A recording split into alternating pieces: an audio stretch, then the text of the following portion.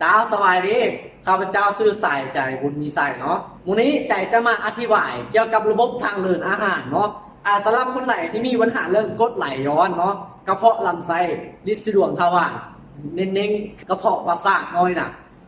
หลายๆห้างอาจจะบ่เคยกินได้ไทยห้างอาจจะบ่เคยหู้เนาะแต่คนที่เป็นหู้เนาะเนี่ยวันนี้ใจจะมาเน้นเรื่องนี้เนาะสำหรับคนไหนที่มีปัญหาเรื่องท้องแน่นท้องกรดไหลย้อนกินอาหารไปแล้วแทรกนอนลำไส้แล้วเนี่ยทายยากทายแข็งแบบนี้สำหรับทานหลายที่กินอาหารไปแล้วมีอาการท้องแน่นท้องจุกเสียบแบบนี้เนาะเนี่ยแทรกห้อนขึ้นมาโคแบบนี้เนาะเวลากินไปแล้วบางครั้งบางข่าวนี่อหย่างคือว่าจะรออยู่คอนี่เนาะทั้งที่มันบ่ได้มีอย่างแต่ก็คือว่ามีเนาะเนี่ยแล้วก็มีปัญหาเรื่องลำไส้เนาะคือจะทายยากทายแข็งทายบสะดวกเนาะแล้วเป็นลิ้นสะดวกทวารแบบนี้เนาะสำหรับกระเพาะประสาทเนาะหลายๆคนที่เป็นอยู่เนาะเนี่ยผังไว้เนาะมันอาจจะคือกระเพาะทั่วไปน้อยนะ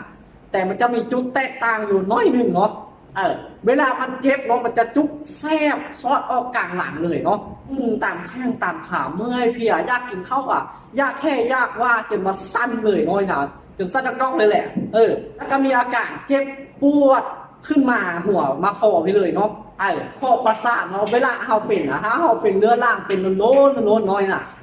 และสมองของเราจะเป็นเบลอน้อยน่ะจะเป็นมึนๆแบบลงๆลืมๆแบบนี้น้อยน่ะเจ้าก็คือกระเพาะทั่วไปน้อยน่ะมึนตามแข้งตามขามึนตามมือแบบนี้น้อยเนี่ยคือกระเพาะประสาทจะแตกต่างไปเนาะสำหรับคนไหนที่เป็นกระเพาะธรรมดาทั่วไปอาจจะดูแลง่ายรักษาง่ายเนาะแต่กระเพาะประสาทบอกเลยว่าจะกินยาต้มว่าอยากกินยาพื้นเมืองว่าจะกินยาตามท้องตลาดทั่วไปก้าวบสามารถหายดีหรือว่าบ่เห็นผลบ้างดูแลรักษามาหลายก้าวบดีเนาะลองมาเปิดใจกับเซอร์นิตินเบอร์นอเนี่ยเข้าที่ใจดูแลลูกค้ามาบอกเลยว่าเห็นผลลัพธ์ทุกคนเลยเนาะสินค้านี้นำเข้ามาแต่รัฐเม็กซิกันสหรัฐอเมริกาโรงงานใน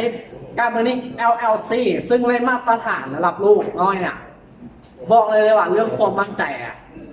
เต็มเปี่ยมเนาะซึ่งตัวเป็นการจะมีหน้าที่ในการขับถ่ายเบื่อเนาะขับของเสียออกจากลำไส้ปรับระบบขับถ่ายเนาะโบเพียงแค่ดีท็อกทั่วไปเนาะตัวนี้จะขับถ่ายเบื่อออกจากตับได้เลยเนาะสำหรับคนไหนที่มีปัญหาเรื่องตับอ่อนเพลียมีปัญหาเรื่องระบบขับถ่ายยากถ่ายแข็งถ่ายเป็นขี้แบ้แบบนี้เนาะตัวนี้จะช่วยดูแลเนาะและตัวเวนทะจะช่วยดูแลในเรื่องอากาศท้องแน่นท้องมีปัญหาเรื่องกรดไหลย้อนแบบนี้น้อยนะเพิ่มจุลินทรีย์ในลำไส้แบบนี้น้อยนะและตัวเซอร์นิตันจะเป็นตัวหนึ่งตัวที่ว่าดูแลเรื่องอักเสบภายในดูแลเรื่องระบบประสาทสำหรับคนไหนที่ว่ามีปัญหาเรื่องกระเพาะประสาทหรือที่ใจเบ้าไปเนาะตัวนี้จะช่วยอะไรเนาะสำหรับคนไหนที่มีปัญหาคือใจเบ้ามาน้อยนะอยากดูแลให้มันหายดีเนาะแนะนำโทรมาปรึกษาใจได้เนาะใจยินดีให้คำปรึกษาเพราะว่าจะเป็นอาหารการกิน